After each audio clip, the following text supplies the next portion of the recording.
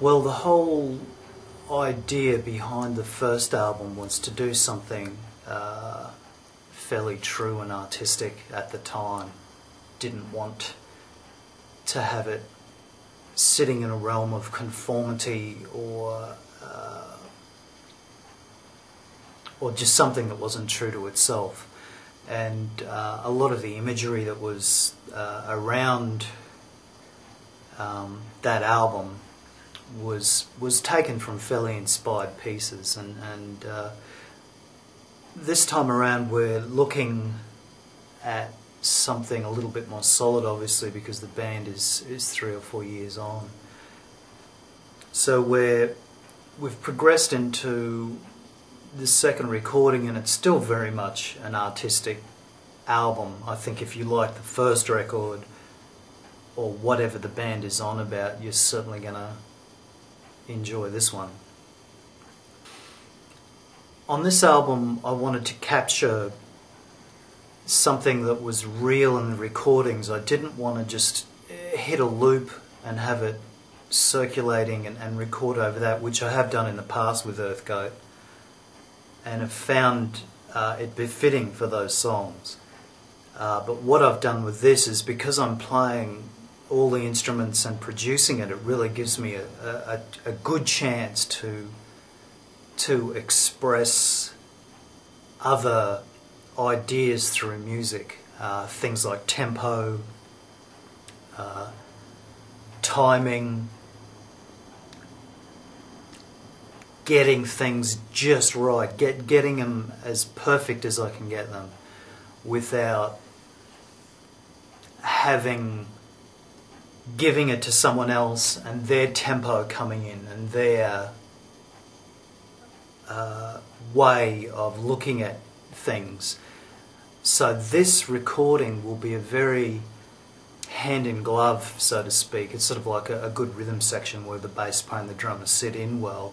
If one person is recording that, then you have a very unique perspective, but also a very pure perspective.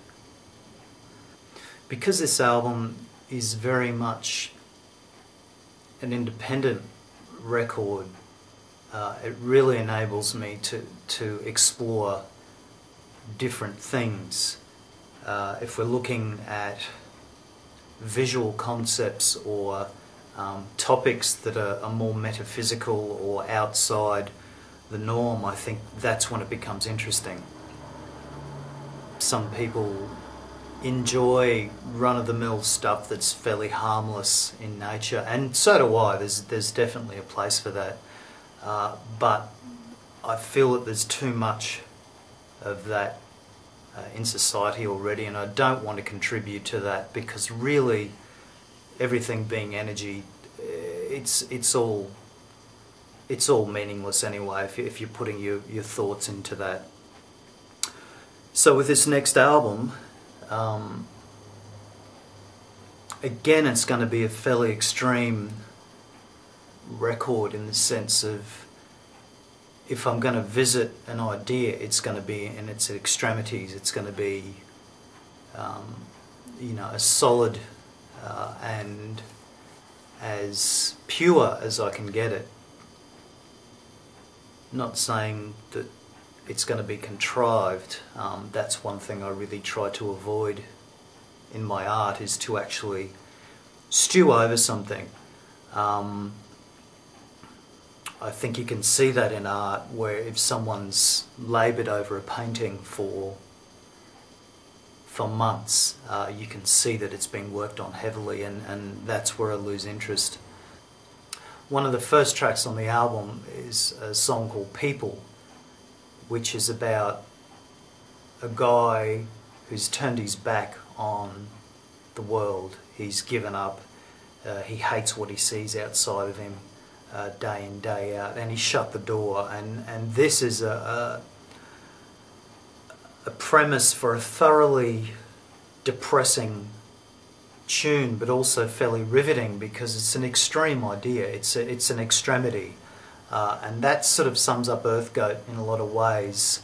Not all the songs are like this, but some of the more pure stuff is extreme and quite heavy in content.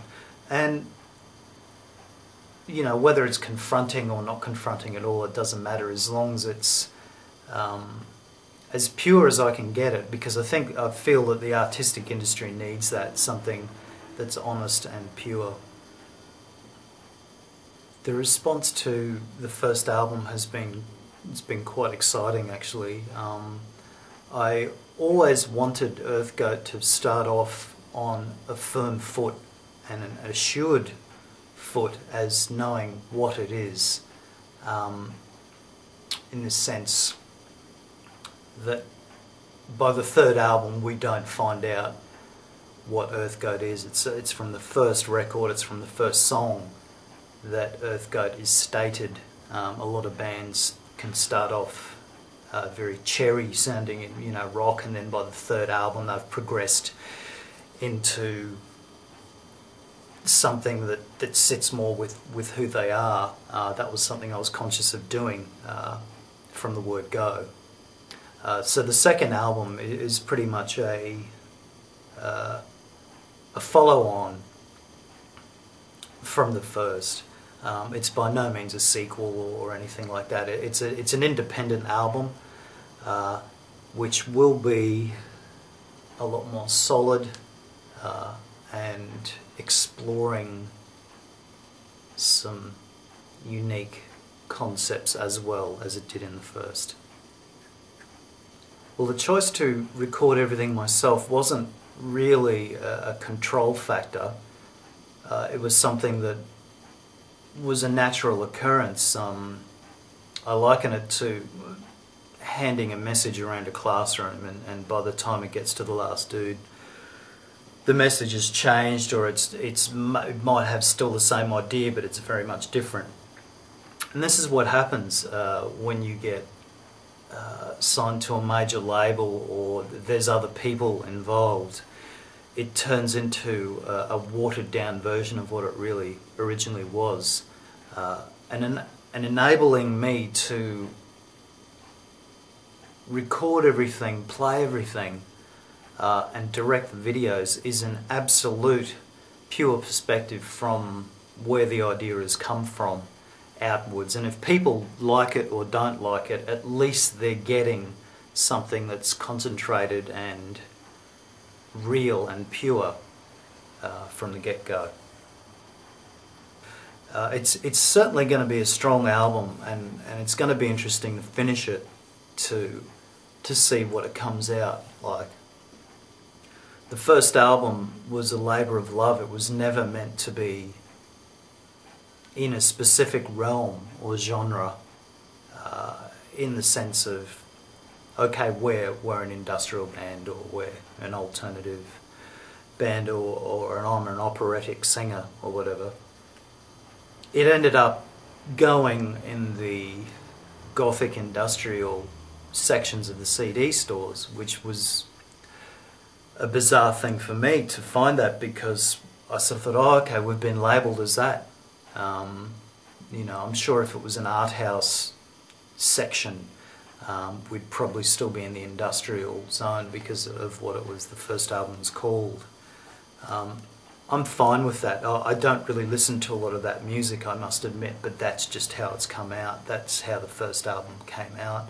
It's been a labour of love, and whether it's been industrial or dance or whatever, so be it. This next album has a lot more guitar in it, and that was a conscious choice on a couple of tracks. I wanted to record a loud guitar properly with some really good solid sounds, and most guitars are best recorded loud.